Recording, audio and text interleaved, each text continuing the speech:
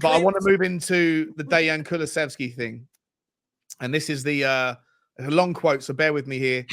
Kulusevski described signing permanently for Tottenham Hotspur last summer as one of the easiest decisions he's ever made. I already know that the day I leave Spurs, the part I'll miss the most is the dressing room. I think a lot of our family atmosphere is down to Ange. Ange is brave, and he makes you brave. He doesn't say a lot, but when he speaks, you can listen for hours.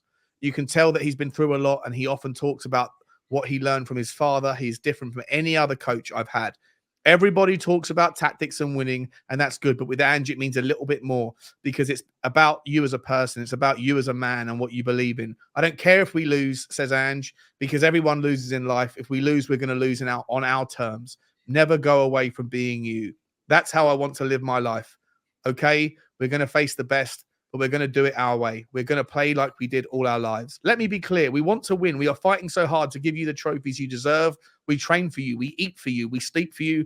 We know that this club changes lives. I've got a semi reading this out, by the way. Yeah, that's it's a huge deal to me when I see people wearing my shirt because that means we connect on some level. And I still find it incredible that I simply score a goal. I can simply score a goal and I send 60,000 people home happy. We are also a young team with many new players. We're not going to win every game. And actually, Ange never speaks about trophies. He says, yes, we'll get there. But first of all, we have to become us. We have to find ourselves. This is the thing.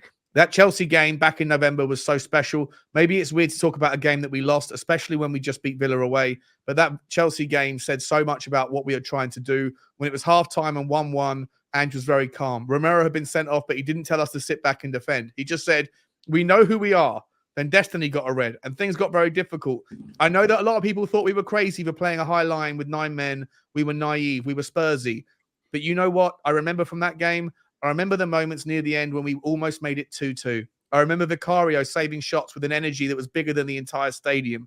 I remember that we kept attacking, and not because Ange told us to, but because when Destiny got sent off, he had no way of talking to all of us.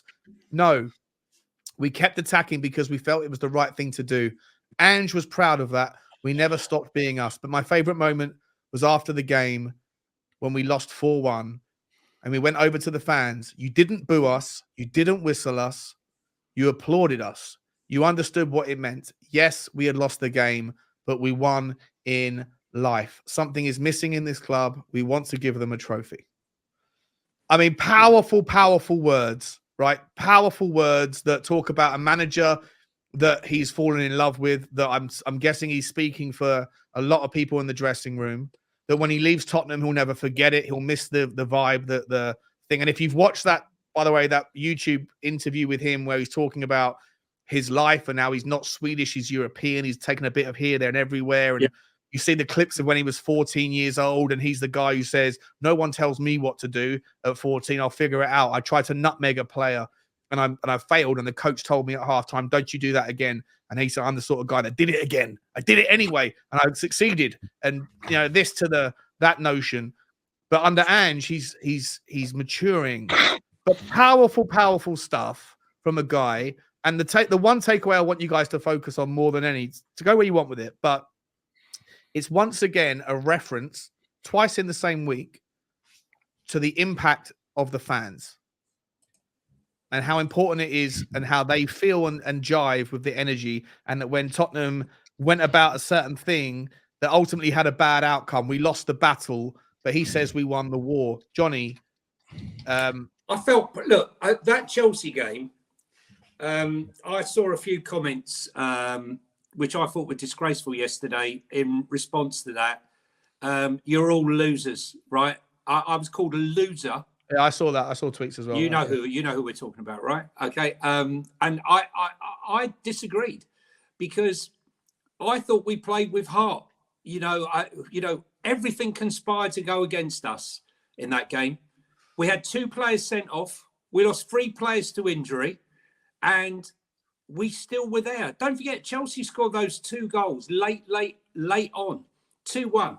And I think up until that game, we played the best football I'd seen in years for Spurs. And, the fact that fans would not have stayed behind under Conte and lost 4-1 and done that, right? I saw fans leaving when we played AC Milan when we were 1-0 behind, right?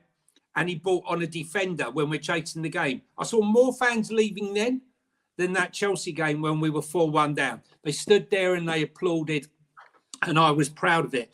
I didn't like the fact that he said Ange had no way of communicating when Destiny got sent off. Yes, you have. You call people over to the touchline, and you tell them what's going on. That's what coaches do. That's what Simeone does. That's what Klopp does. What Arteta does. So to say there's no way of Ange telling us was a bit ridiculous. And as for him doing what he wants to do you think Ange tells him to stop checking back on his other foot, and he goes, "I'm just going to keep doing"? Maybe. But what people tell me to do, because I'm my own man. Look, it was a heartwarming. It was a great. Oh, you're kind of poo-pooing it a little bit here, Johnny. I love that. No. I'm balancing it out. I'm going to balance it out. I'm balancing it out. I said it was heartwarming, right? It is heartwarming. I hear what you're saying. I do hear what you're saying. Yeah, it's not always. It's a bit of jest, right? It's a little bit of jest. I know. Okay, but honestly, I thought it was an honest conversation that he's told us. And when you look at some of the conversations that are coming out the club now, it's coming across. There's so much more camaraderie than we've had at this club for a very long time. I mean, think about how it all went tits up under Poch. We didn't have camaraderie under Nuno. We didn't have camaraderie under Mourinho, and we certainly didn't have camaraderie under Conte. So I think the voices coming out and the comments and the stories that are coming out of the club now are very encouraging. But bear in mind, fans, how you react and how you are does have an effect on players, right? So I will go back to the fact of he's taken encouragement from the way he's taken strength from the way the fans reacted to that Chelsea game. Emerson has taken strength from adversity to how he was treated, and some players struggle with it when they have that abuse. Sanchez struggled with it. Obviously, Richarlison struggled with it, but we have to be more mindful of the things that we say, and maybe the things that I say, when we're making a critique about players, especially you, Sean. Right? But they have to take the good with the bad, though. Like, if you're going to accept the good, you have to accept the bad that comes your way. It's not all a one-way street. Look, I had people blaming me for Darren Winks performing badly. Oh, Dave, what you're saying on your YouTube channel about them is the reason why they're not performing at the weekend. I'm like, okay, well, if they're listening to what I have to say and they're worried about my opinion, then we've got a problem. Their mentality is not good enough to be at this football club, and that's why we don't win things. That's why we barely win games of football. So, look, for me, you got to have a strong mentality. If you want to reach the top, you want to win trophies, you're going to have to go through adversity, and you have to have a strong mentality. But look, on to Kulu. By the way, what an impact he had on the game. I had people at halftime telling me, haul him off. I said, no, you don't haul him off. He's doing well, and he had an impact in all 3 goals. Absolutely phenomenal. Oh, mate, after the game, I did a video saying Kulusevski's not going to get any flowers, because he only got 1 assist, but it was meaningless. It was like irrelevant. But people are going to say he was terrible. He was entirely responsible for me, for the catalyst for most of those goals. All 3 goals he was involved in. All 3 of them. He just involved, but like Johnson's goal. He's the one that made the tackle in the final third to be able to give the ball to Sonny, who went on and assisted Johnson. He's the one that assisted Timo. I think it was Sonny's goal in the end, and he also had a hand in one of the goals where he linked with Porro. The Papamat cross. Yeah, he done the 1-2 with Porro and stuff. He's absolutely unbelievable. Look, I've been trying to sort of, tell people what Kulusevski adds to this Tottenham team, and it's stuff like that, that he adds to this team. But look, on his quotes, and it's the family stuff, I knew Ange was going to implement. I said when we were signing Ange, he's going to play on the family. He's going to get the footballers' families involved. He done it at Celtic. If anyone's gone and done, any research into it and listened to what the Celtic players have had to say about him, it's a family environment that he creates. And then what he does off the back of the family environment, he plays on what legacy do you want to leave for your family, which then inspires the players to be at the best that they can be.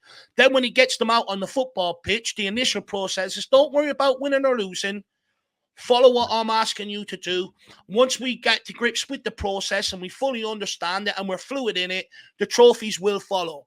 He's not a results. He's not coming in here. Look, every manager wants to win games, and they, but Ange Postecoglou, I think, has the understanding that he probably has a bit of time at Tottenham Hotspur to build this, and that's why he's saying to them, "Don't worry about the results. Get used to the football, the intensity that we play at, and everything else will follow off the back of that." And he's done the exact same at Celtic.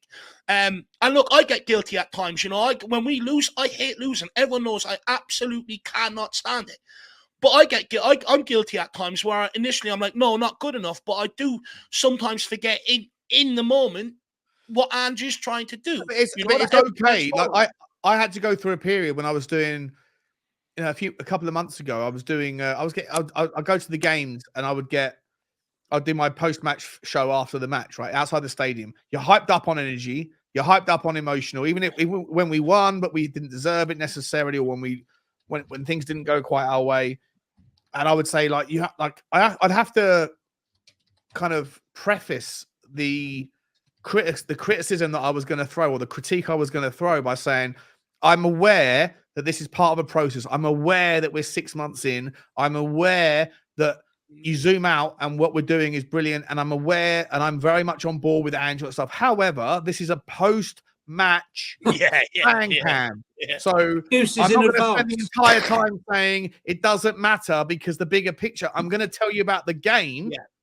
So just remember that I'm still very conscious of all this stuff, and I'm happy. But in the moment, you have to focus on the thing that happened in the previous 90 minutes. No, look, so you have to be able to debate the both. You say, look, everything's good in the bigger picture. I'm happy. I'm excited. I think we're going to do good things here.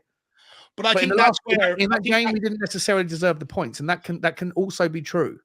If you lost 3-0, you're expected to only focus on, we were unlucky. No, we weren't unlucky. We didn't play well, right? And we're going to sit here and we're going to say it, right, Dave? No, look, 100%. I'm very outspoken. People know that. If I'm not happy, people know that. As soon as they tune in, they can see the look on my face and they know. Look, I'm with you guys, and I'm also brought up of the year. If you don't get criticism, how do you expect to be a better person? You have to take the criticism to be able to improve. You have to know where you're going wrong. Sometimes you can't identify it as a person, but other people can. Take it on board and look to improve. But what I do like about Ange is that regardless of what the initial reaction is to the games and stuff like that, like after the Chelsea game, he's focused on the bigger picture, which is good. He's not losing sight of what he's doing. But I do agree with you. After games, you have to call things out and, look where you need to improve and stuff like that. But look, Postecoglou, he knows what he's doing. He's a very smart guy, and he's starting to sort of do what he done at Celtic. Is it happening as quick as he done it at Celtic? No, it's not, because it's a massive step up. It's a huge step up from Scotland to the Premier League. You're playing against better teams week in, week out. But if he's took us from 8th to 4th, playing great football the way we are after losing the best striker in world football and stuff like that.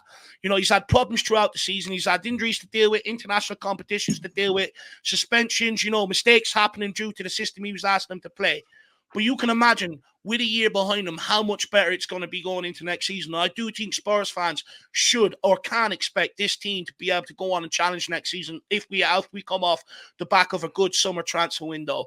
But I do like what Kulusevski is saying, because it's exactly what he done at Celtic, how we built it at Celtic, and it looks like he's able to implement it here, which is absolutely fantastic.